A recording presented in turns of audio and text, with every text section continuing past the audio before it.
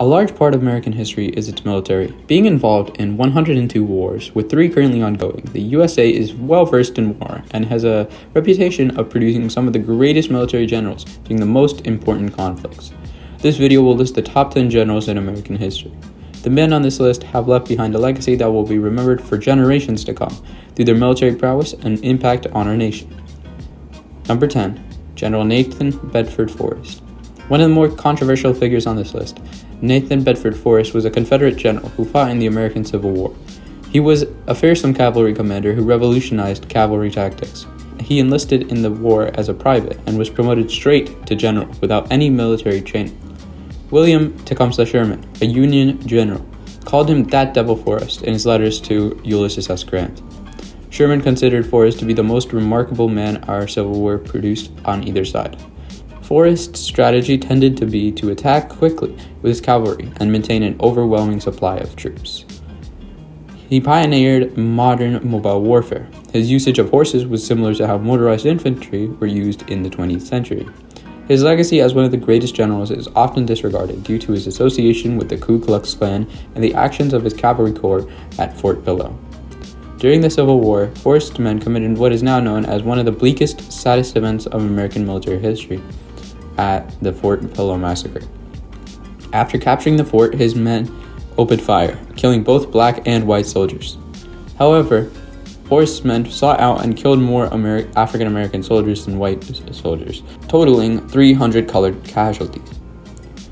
Forrest also had the nickname Wizard of the Saddle, which ironically led to his appointment as the first Grand Wizard of the KKK.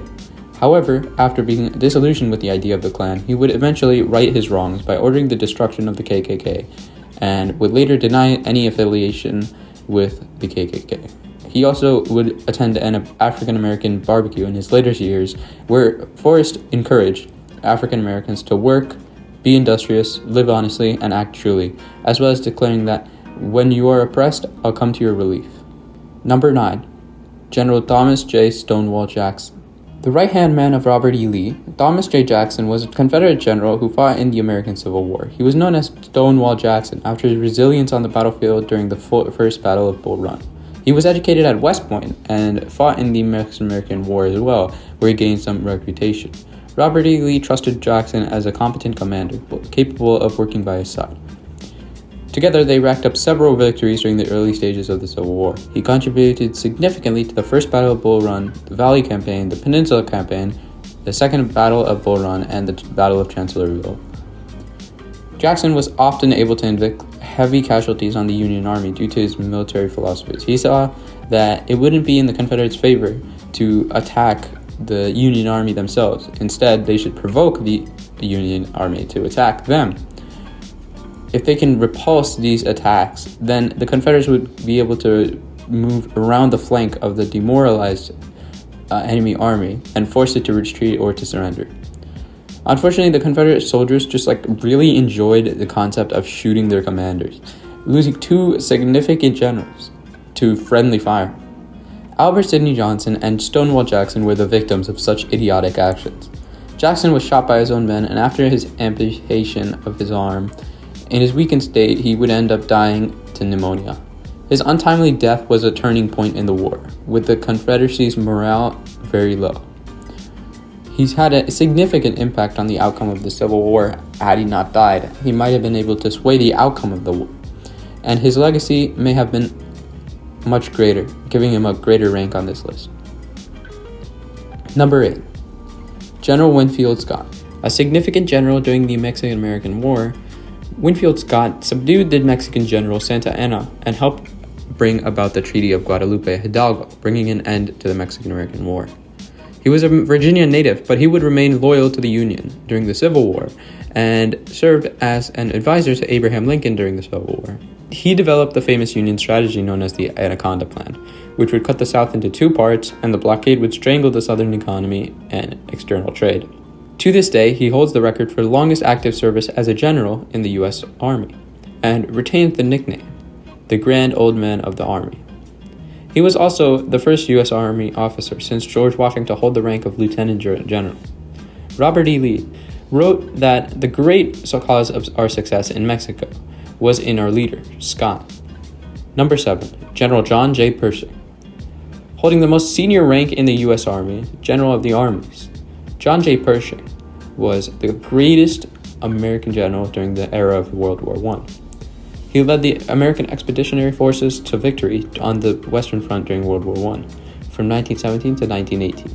More notably, he mentored a generation of officers, some of whom would become even more capable generals than himself. Pershing also led an expedition into Mexico to capture Pancho Villa, but it was ultimately unsuccessful. His rank of 6-star general is what allows him to be number 7 on this list. Number 6. General Douglas MacArthur, one of the most accomplished generals in American history.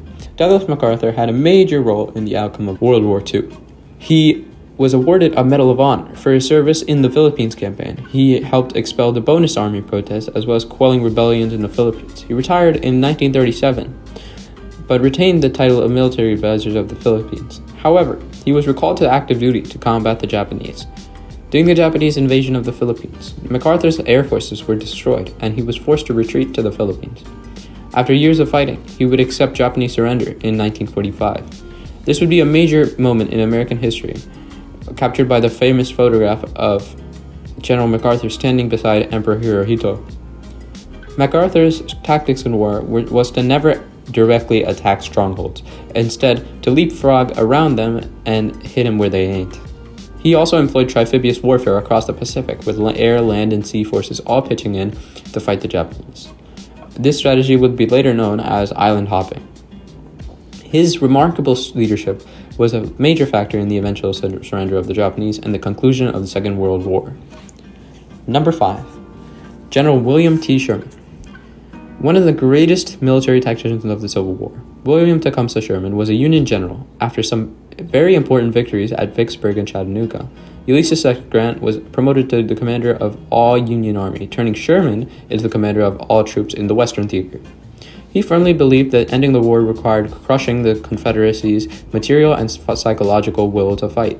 His tactic of total destruction upon the civilian population in the path of the advancing columns of his armies would later be known as modern warfare. During Sherman's march to sea, he marched through Georgia, capturing Atlanta and Savannah. His success during this campaign contributed to Lincoln's re-election. He then marched through the Carolinas, treating South Carolina especially harshly for being the first state to secede.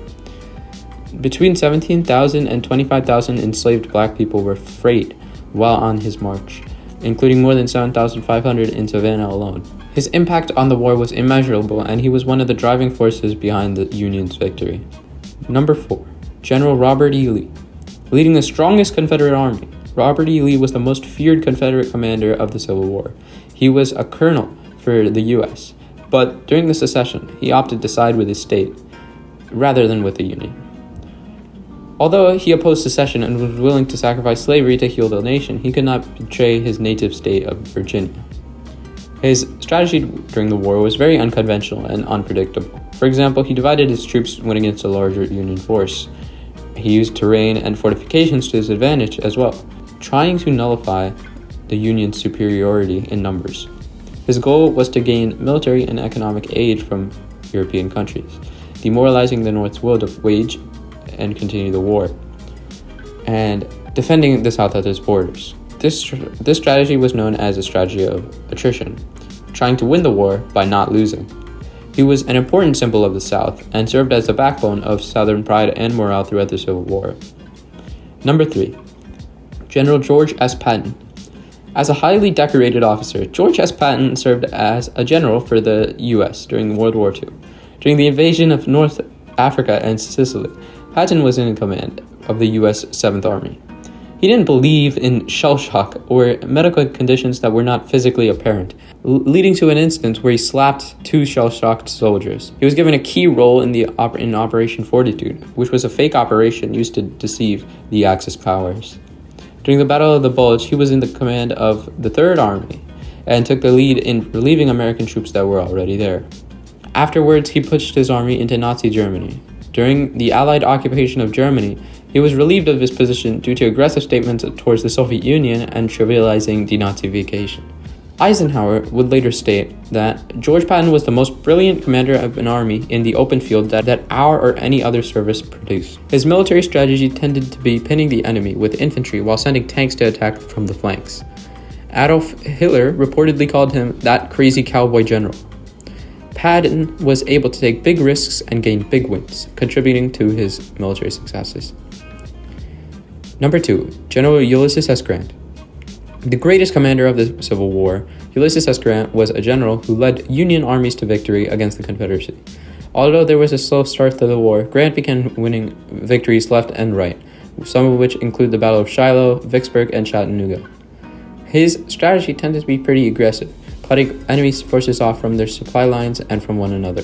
After mustering the largest force possible, Grant would attack to destroy or capture the weakened enemy armies. He also waged total war, year-round. This would cause civilian discomfort and reduce the political will of the enemy, although diminishing his own popularity. During the final stages of the Civil War, Grant would repeatedly throw his troops at the retreating Confederates, knowing that they did not have the manpower to counterattack.